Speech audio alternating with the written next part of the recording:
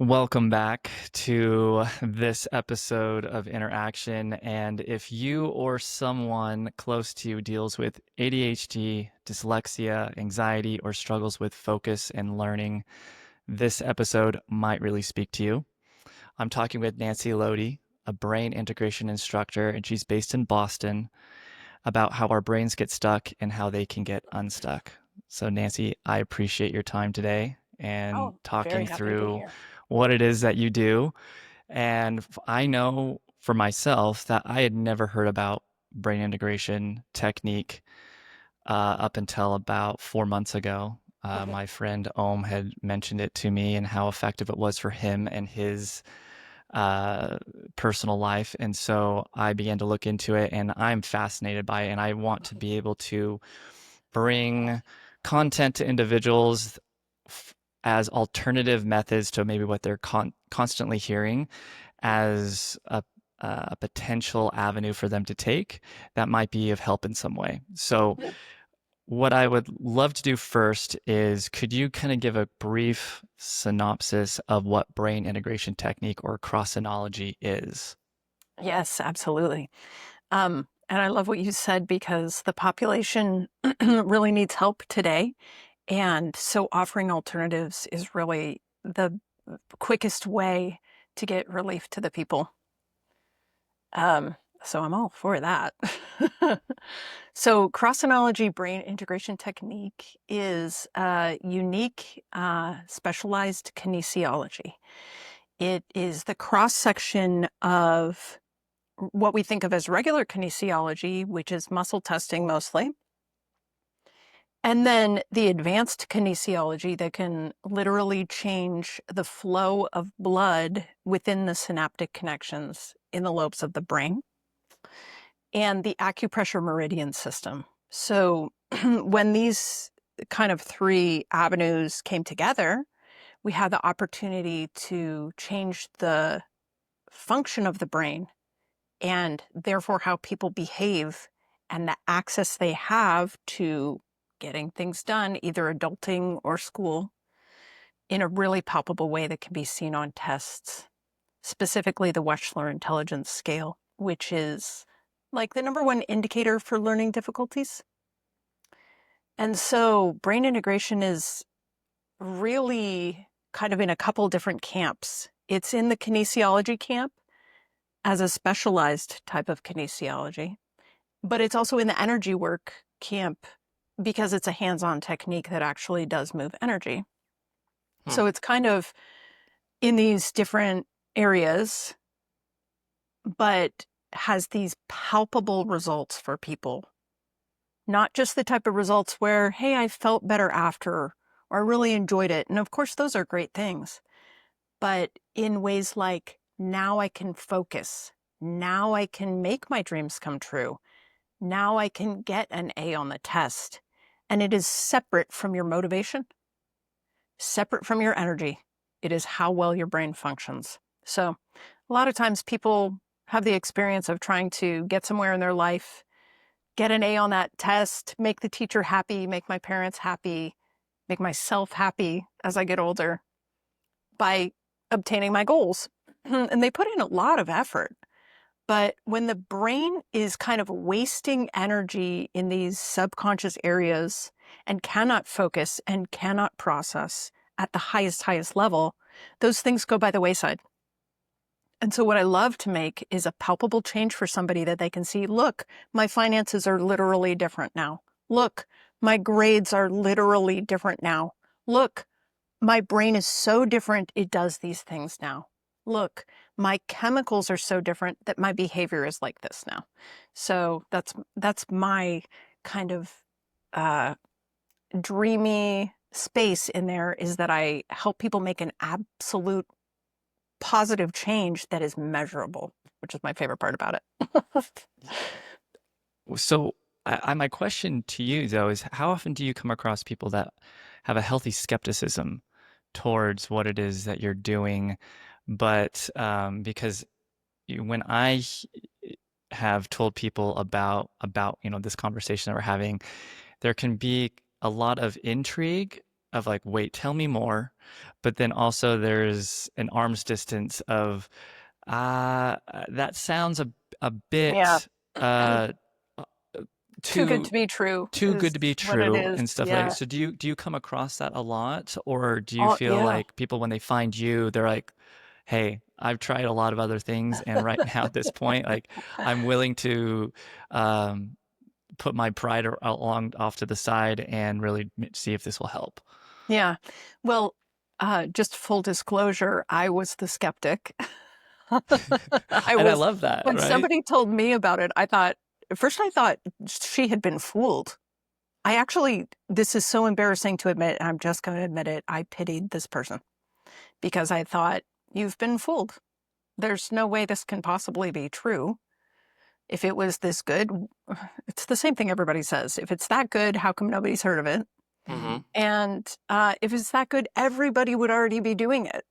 And so it therefore must be fake. And I just dismissed it. It sounded great, the things that she was telling me, the same things that come out of my mouth now, that I tell to other people, but I just thought it was fake. It just sounds too good. Number one, good to be true. Number two, it plays on like quantum mechanics.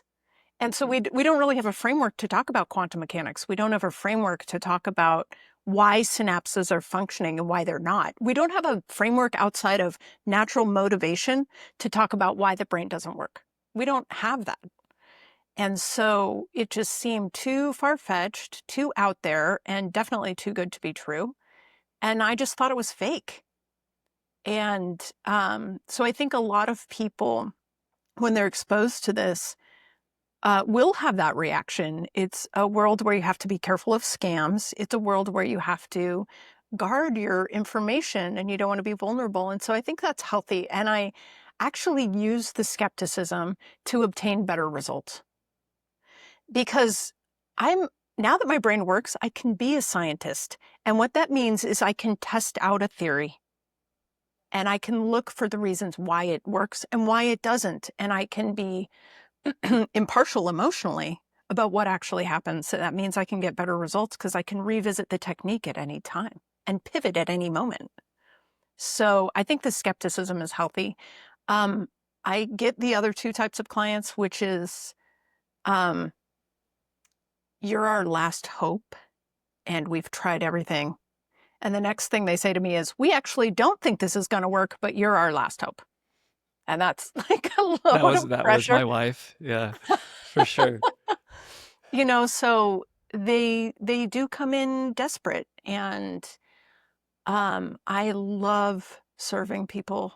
Maybe that's a cliche thing to say, but I like being there for people and I like listening to them and I like matching up their needs with what I know I can do. And for sure, I love to help people, especially kids. When kids light up and their brains suddenly work, and they realize they don't have to have a magic sauce that makes the teacher happy or their parents happy. Their brain and body just naturally do those things. It's such a relief off their shoulders and they just glow. Um, and then I do have that third type that you mentioned, or the people who walked in and said, I don't know what this is, but it resonates with me already. And I am willing to give it a go and see what can happen. So I kind of probably, there are three types of people that come in. Of course, you would never force anybody onto the table. Sure. And I don't convince people that they need it because the people that want it and the people who are desperate and can be helped will fill up my whole day for years. So I think I used to maybe give more talks and webinars about it. And more like what would be considered marketing, I guess. But once you get the results, they speak for themselves. And so then you see every member of that family or every member of this friend group or every child in this grade. So there's really with brain integration, you don't sell it because it sells itself based on result, or it should based on the practitioner. So it's pretty fantastic. So there's a lot that I want to get into based off of what you've said, and I would say the first one I want to start with is if you're getting the results that you're saying you're getting, and people are almost evangelical about what's going on, and you don't really have to market it, why, in your opinion, hasn't this been something that is more widespread? This is a perfect question. The answer is multifold. Um, one of the components is that not all the practitioners are doing what I'm doing. It literally comes down to that one piece. And that's why I'm interviewing you, because I want quality, Yeah. and I want to be able to inform people in a way that if they do decide that this is something that resonates with them and they want to go down, that they have a more comprehensive understanding, and so that they can hone in on a practitioner that's going to give them the results, the best possible results. Yeah. So there were a few factors into what went into the practitioners doing different things. The creator is Susan McCrossin. She's an applied physiologist who was a computer programmer, and I took class from Susan. And she was of the opinion that you could rewire the brain for function as a goal in roughly 12 hours, and then it would never have to be revisited. But it's 30 years later now, and there are multiple things in our societies and in our bodies and in our minds that are different than they were before. And so one of the misnomers and one of the things that have changed since Susan really started this is that it really does need to be revisited if you want the highest quality.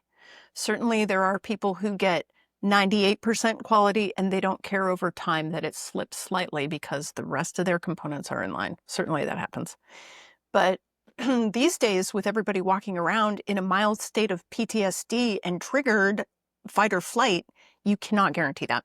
So my approach to the modality is a little different in that I'm looking for these causative factors that could prevent me from getting the highest result. So that's one thing.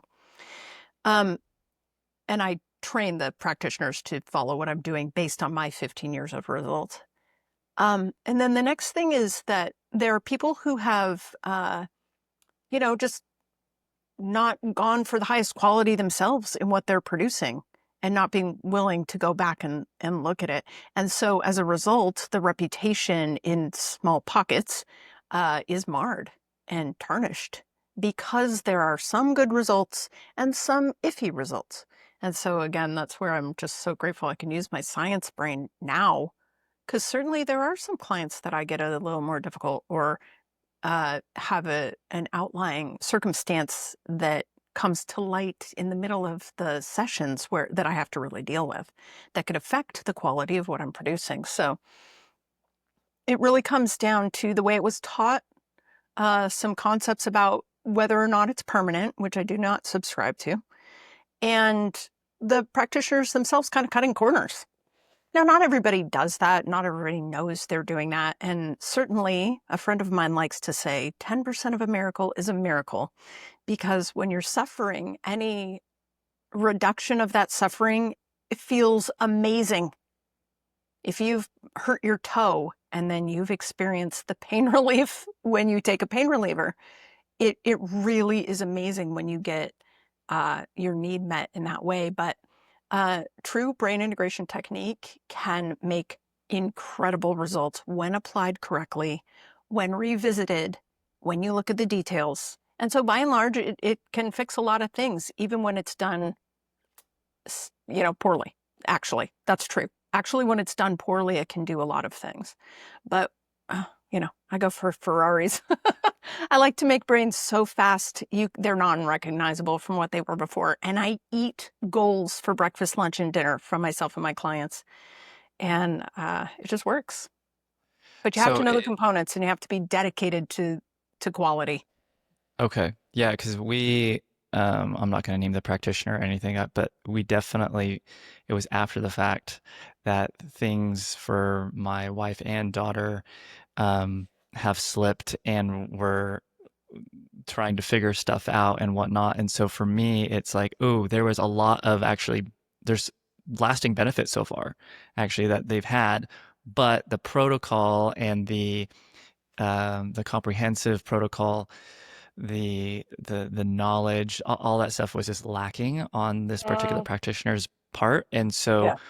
I have witnessed some amazing changes, Mm, but also could see a lot of the holes. And so that's why I don't want people to have to go through a similar mistake that maybe, or I would say discovery yeah. that we have gone through.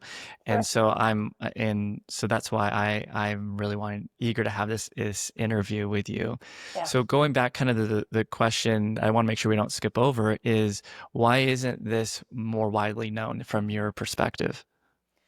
So it really plays into the way that Susan was teaching it wasn't really,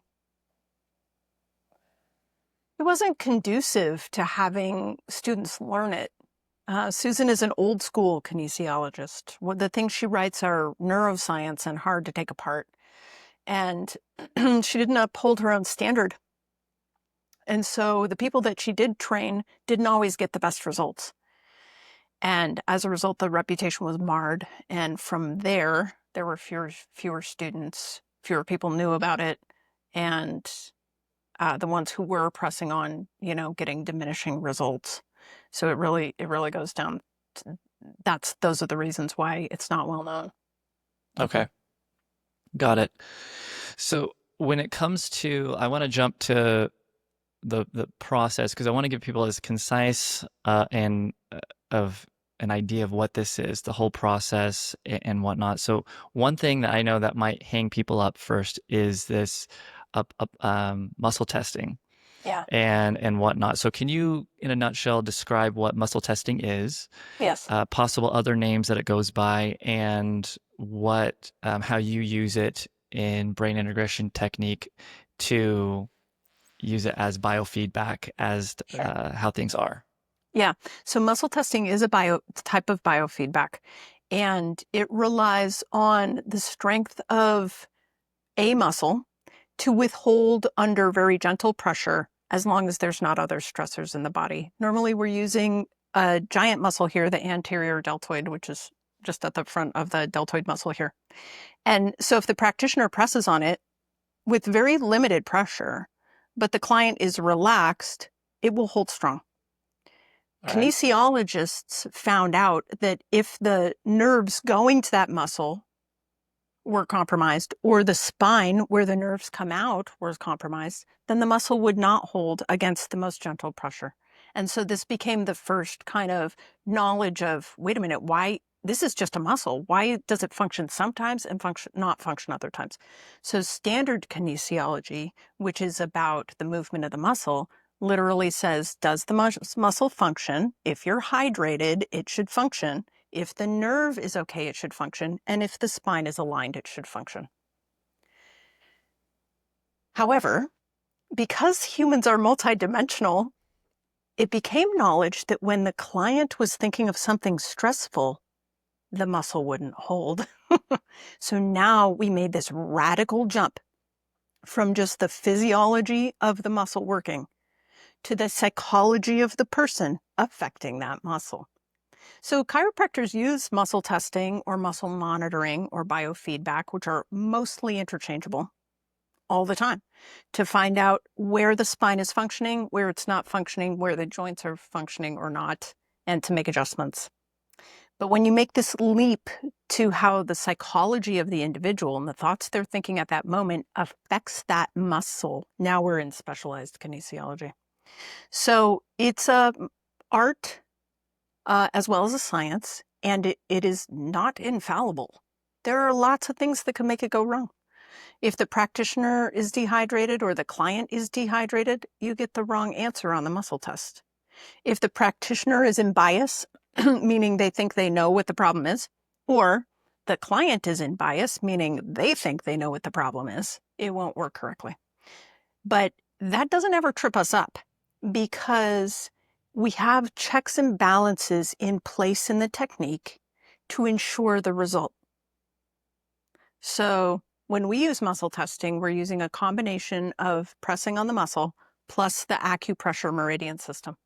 So when you put your fingers on an acupoint where an acupuncturist may put a needle and then test the muscle, it can tell you how the brain is functioning because it's been mapped now that the acupressure points correlate to brain function and brain areas. And so when we use the technique to identify, is it functioning or not? And then the correction, which is just to calm the nervous system, then we can see a change in the behavior of the individual.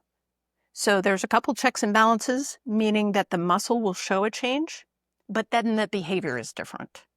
So we always have to go back and be checking, is this correct? How do I know it's correct? And what are the changes that I see? Hmm. So, what makes your protocol so comprehensive? I mean, just the way that you are expressing things, it tells me. I mean, you're have quite a vast knowledge and just love for this. Massive What love. when it comes to someone that is interested in doing this, what should they be looking for in a practitioner that's comprehensive? So one thing I want to point out is that what Susan McCrossan taught and suggested as a practice is called the Crossinology protocol. And that is designed to get functional change for adults or children. So these are people with ADD, ADHD, and dyslexia specifically. Any specific learning difficulty can be changed with this protocol. It takes roughly 12 hours of work. The practitioner does most of the work. And it should make a noticeable change in the function of the brain so much that the score that you would get on a Wechsler Intelligence Scale, which is sometimes called the WISC, W-I-S-C, Wechsler Intelligence Scale for Children, is noticeably different. So your WISC score is never supposed to change over time because it's not based on data. It's based on processing. But lo and behold, after Crossinology, your WISC score will change. The most important part of that is a test called digit span, which is where the client is asked to repeat numbers forwards and backwards up to 7 or more digits. The only way that you would be able to do that is if a specific wire in the back of the brain, called the hippocampal commissure, is allowing you to see a picture in your head, whether you know you're seeing it or not. That's the only way you can complete this test. So Susan's protocol is designed to make that change. At which point, anytime you're exposed to any data, like the PIN from your bank that you have to plug in, or somebody's phone number, or the date that your child has a soccer game, it goes in and you can see a picture of it in your head, whether or not you know you're seeing the picture. And as a result, everything gets better. You function better. You don't get the dates wrong. You don't overplan yourself. A zillion things happen after that. So that's roughly 12 hours. However, outside of that, the kinesiologist themselves, the specialized kinesiologist, can do such a vast array of things that most of my clients continue to come back for legitimately years and sometimes decades just to be tuned up and furthermore up-leveled into all sorts of areas. So there's the protocol, and then there's everything else you can do with it. The protocol Oh. itself is like 12 hours to rewire ADD, ADHD, and dyslexia, and that's what most people focus on. Have you seen most people that have they been on medication and they're not liking the side effects, and so then this is a way for them to either wean themselves off or they don't want to be medicated, and this is a way for them to how have you addressed this once they've done an entire 12-hour session with you? Is this something that you say, okay, play it by ear on how you want to address your own do you see people going off their medication Oh, yeah. on this? Yeah, so, we're not doctors, so the strict answer here is that the client has to work with their own prescriber to titrate down off the medication if they don't want to be on it. I Hmm. can't even make a suggestion that a client not be on a med. However, a lot of people come to me and they tell me that they're on a series of medications, and I ask them, is it working and does it solve your problem? And almost all of them say no. So these are people who are on antidepressants who are still depressed, anti-anxiety medication who are still anxious, focus medication where they're not focused. And, there are a lot of other things that happen. Sometimes people are on a focus medication, say for ADD, during the week, but they don't want to take it on the weekends because they know it doesn't quite feel right. But then they're in this chemical rebound thing where on the weekend, when they should be enjoying themselves, they actually feel like crap because they took the medicine out that was making them function. So it's wide and wide and wide and wide. However, when the person wants to come off their meds, well, usually what happens is after the protocol, they don't need it. And actually, the meds sometimes will dumb them down and make them look slower. Another pitfall of the med is that sometimes it takes away your personality. So I have had people, call me and say, should I do brain integration or should I just choose between my kid having a personality or being focused in school? I've had that exact question. And the answer breaks my heart. The question breaks my heart because the answer is you don't have to choose. You don't have to choose this. So the person can have their personality and a functioning brain. That's possible, even in 12 hours of work. So mostly they choose to come off their meds, or I do have some people who just go cold turkey and say, I forgot about it and never went back to it. There's probably going to be 1,000 answers for this question. However, when you take out the med, the glandular system and the endocrine system, which is all your chemicals inside the body, and when it's in your brain, we call it the neuroendocrine system that does all your thinking, can have this chemical rebound. And so actually, I have a free series of exercises, small bits of brain integration that a person can do on themselves to titrate down off of any medication. Now, I'm not a doctor, and so I can't suggest it, but when you are titrating and you have to go through these periods where the body just doesn't feel right until the glands rebound, or in most cases, they never rebound fully, you can use the technology, the kinesiology at home on yourself for no money and almost no time that resets those glands and chemicals. So I really hope to be filling a gap here and solving a problem for people when they're changing those things. Additionally, it can help you with sleep, or if you want to come off coffee because you know that it's affecting your adrenals or any sort of thing like that. So there's a stopgap, I'm hoping, in my free technique, which is called Nancyology. Run me through really quick what a 12-hour session entails. So the 12 hours of work can be spread out however is correct for the client. So say you have a typical 3rd grader to 7th grader who is struggling in school. They come to me, if they live in town, they come once a week usually for 12 weeks for an hour-long session. For the first 6 hours, they mostly lay on the massage table, fully clothed, while I muscle test, touch the acupoints, and hold their head, going through my series of checks and repairing wires as I come across them. And then for the next 6 hours, it's much more interactive, where I ask the client to, follow my pen or my fingers as I really flesh out the eyes and make sure the eyes can move all around and focus and accommodate and track, which is what you need, for reading. And then we have like a very physical action of marching. And then at least 4 hours are testing the thing to make sure it works. And that means, can the client do digit span and say 7 numbers and then letters backwards? And I'm talking any client, any 6-year-old, any 7-year-old, any 12-year-old, any adult. That's what happens in my clinic. Can they do coding? Those 2 things together prove that there is no diagnosis of dyslexia. And it makes learning easy. And then, of course, can they read? Can they remember what they read? Can they do math? Can they write either from their own mind or a synopsis of what they've been exposed to? And then the very end part is really, how do they feel about key components in their life? The most important of which is, how do they feel about themselves? The attitude of the self. Do they like themselves or not? Because that will change their function. So over the 12 hours, you have a passive portion that's about 6, and then an active portion, part of which is just repairing the eyes and the ears, and marching, repatterning the individual. That's all just kinesiology.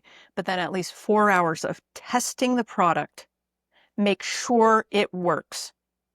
And then, of course, I do recommend a checkup, which Susan did as well. She said like a 6-week checkup, just to make sure that everything functioned correctly. Her program is designed to change the brain from top to bottom. So in her framework, you really only want to readdress it after 6 weeks of the completion of that. So all the wires are fixed, and then you give it 6 weeks to normalize and learn. And then you just say, hey, what didn't work or what did work? I personally like checkups quite a bit. For a regular person, I recommend like a yearly checkup. If somebody's very compromised, say somebody who is severely dyslexic and they come to me at 17 years old or 16 years old, they really want college, but they've missed a lot of remedial things in between, then we're looking at like a 6-month checkup, a 3-month checkup, a 6-week checkup, repeated, so that I can get those grades up. For how long? It just depends on what they want. Normally I get great results. So say my 3rd grader comes to me, I remove the dyslexia. I see them once a year until they're a sophomore in high school. Then I see them 3 times a year, and I go to town on the SATs. Then they come back during their, college break, and then I don't see them till they've had kids, and then I got to work on those kids. That might be typical. What's is there do you find that one, how young do you work on? Because for someone to sit for that amount of time, I can't imagine a small child sitting, especially if they have ADHD. Yeah. Uh, So, people who are in town come for about an hour a week, but you can do it in bigger chunks, like a 3-hour session or 2 3-hour sessions in a day. And so it would take roughly 2 days to get through that. It's not my favorite way to do things. Uh, what's your the favorite? My favorite might be like a 90-minute or a 2-hour session spread out. Although if It, somebody I get a lot of people who fly here, so we do fly it in, in. I reserve 2.5 days just in case somebody's hangry, just in case somebody needs to rest, Hmm. just in case the travel was not ideal. I'm Um, wondering, this is just coming up for me, so I wanted to ask the question. If you're breaking it up into 90-minute sessions or 2-hour sessions, is I can imagine that if you were to do it in a 2-day span, you could really start to notice those changes significantly. But then if you start to spread them out so much, do people begin to not see the effects yes. as good or Yes. as well? The answer here is yes. So I like to have it completed within 6 months, and I take extensive notes on how they arrive and what their subjective outlook is, so that I can look back over the notes and say, oh, on this day you reported these symptoms to me. How are they now? Because nobody will remember. So yeah, I think you're right. If you do it in a short period of time, provided you are within this small window of people who can do it in that amount of time and get the change, lasting change, then it's great. But if you, don't have the time or the money or uh, any of those things, it's easy to spread it out. I don't like to leave it last past 6 months personally, but I know some people who just don't get it done within a year. You have to address people where they're at. So, Mhm. but there are probably quite a few ways to do it. Okay. What's the youngest age that you feel is where the best results will come? So if we're talking about for learning difficulties, you do want to catch kids like in this 2nd grade to 7th grade window. One of the reasons is that around age 16 to 19, the brain does a thing called pruning, which is where the chemicals change and the hormones change, and the brain stops recording everything and just records the things it thinks you're going to use for the rest of your life. So when you're a kid, that's why it's easy to learn a zillion things all at once, because the brain records everything. But around age 16, it goes, okay, we're probably not going to use most of this stuff. So we're only going to reinforce the synaptic connections of the things you are using over and over and over. So you really want to catch a kid before the pruning if you want the best results. That doesn't mean I don't get amazing results for adults, because I do. But that's kind of the neuroscience behind why you might cherry pick these 3rd grade to 7th grade students. Okay. And how have you seen, now you've mentioned that the Crossinology affects more top to bottom, but then there's also side to side and front to back, right? Like, and so where is that kind of the added beyond the 12-hour sessions like that you tend to work on, or is that how once you do the 12 hours, what do you typically see people are wanting help with? So when you say top to bottom, you mean for academics, like No, I on meant from anything? I guess brain function. Is that kind of what you were talking about initial earlier about top to bottom Brain function. brain function? Yeah, sure. Okay. It's just interesting that you use those phrases because we do talk about the wires that are actually situated right to left or top to bottom or front to back. Okay. So some people do know about what's called deep level switching in any modality. And so it's a little more neuroscience-y there. I was unsure if that's what you Can were you talking dumb it about. down? Can you dumb it down for me so that we can Sure. I would love that. So I think the answer to your question is I think what you're asking me is the protocol is really for academics, start to finish. That's true. Outside of that, the changes that you can have in your life are so vast. It's wonderful. One of the best things that you can change uh, are are your emotions and how you react to situations. So when people are, going through adolescence, their hormones change all the time and their neurotransmitters change all the time. And then men and women, as they get older, change. And of course, we're familiar with menopause for women, but then men go through a similar change. And so, how well you focus, how well you sleep, how well you think, how well you respond is a function of your chemicals. And so, those things can be normalized to the point where you have just perfect sleep, which is what I have now, which is where my menstrual cycle and menopause just don't even bother me. I have zero hot flashes, zero odd feelings. I don't have any anxiety or depression. Or kids when they're growing through these adolescent phases where they can be totally awkward to make it normalized for them. That's one thing. There's a whole there's another aspect of it that is really purely physical. You don't have to just rewire the brain. You can rewire how the brain controls legitimately every muscle. So if this is a kid who is compromised at birth, maybe there was a problem in the birthing or had an accident when they were young, and so the hips show that they're not coordinated when they run, or the shoulders are not coordinated, and therefore they're prone to accident, or they're not very good at sports, or as they grow older, they have an injury like to any joint, you can legitimately repair that. So I fix shoulders and hips and low back. And for mothers who have had C-sections, any type of birth trauma, C-section or vaginal births, to repair the musculature that was cut during the C-section or repair the vaginal floor after a vaginal birth. That's really important for how you age. You don't want to have anything like prolapse in the body.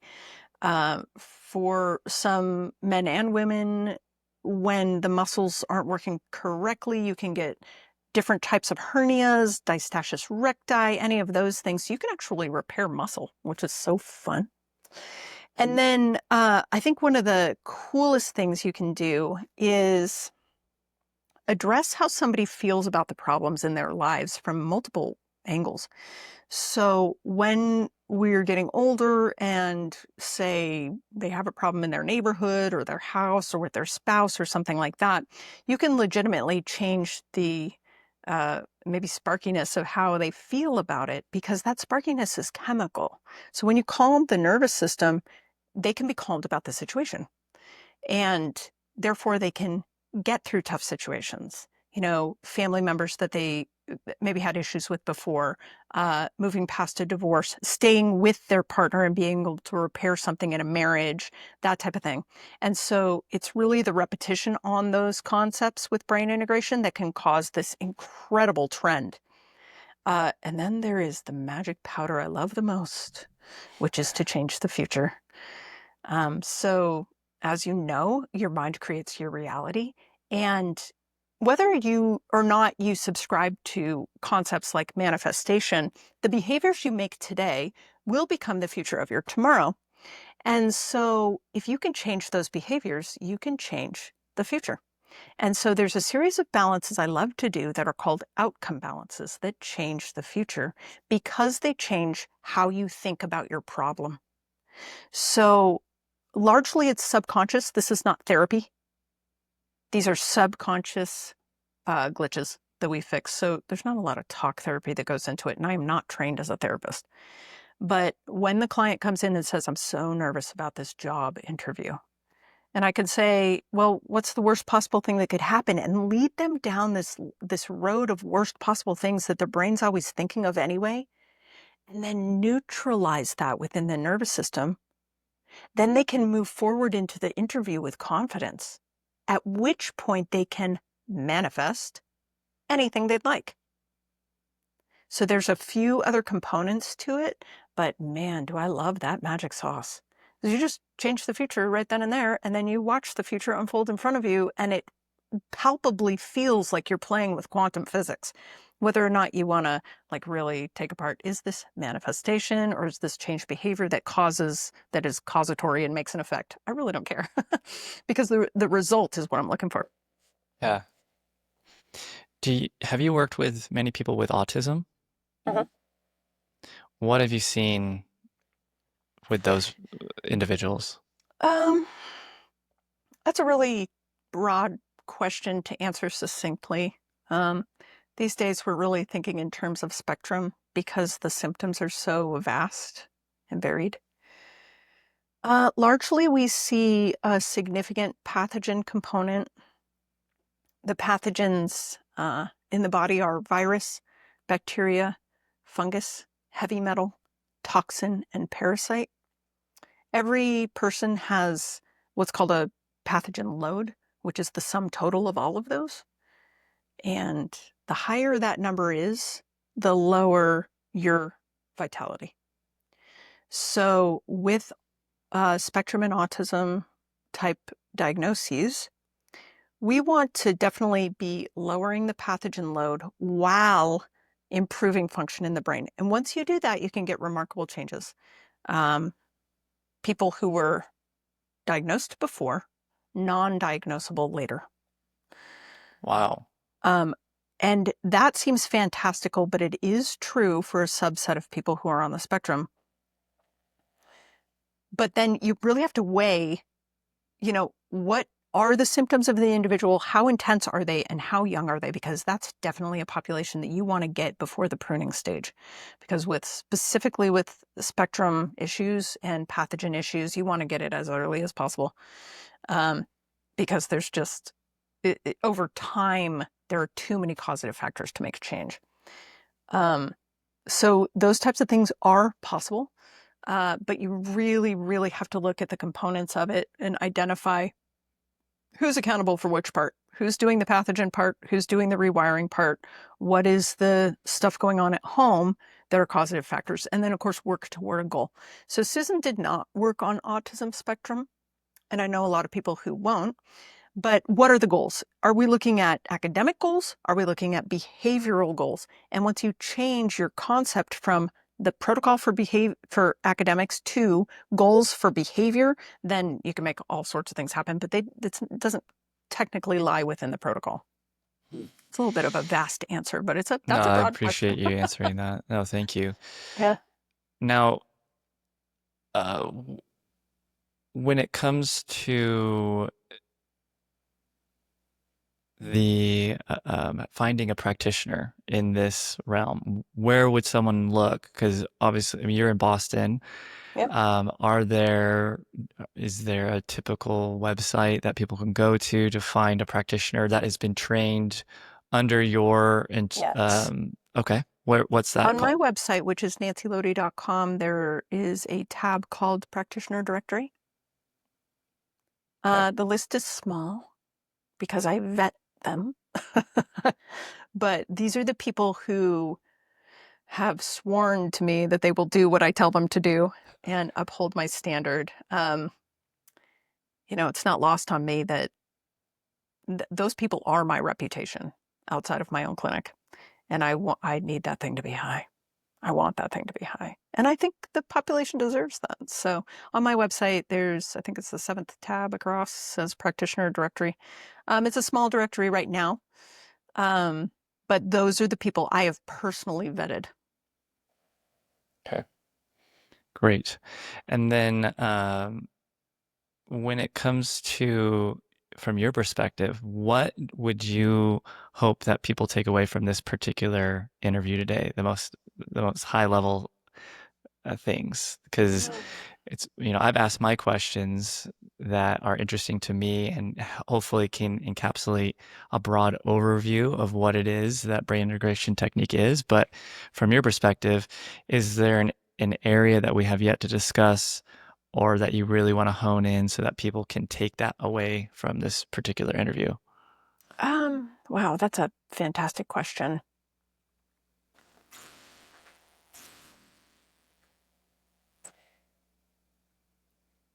The high level takeaway is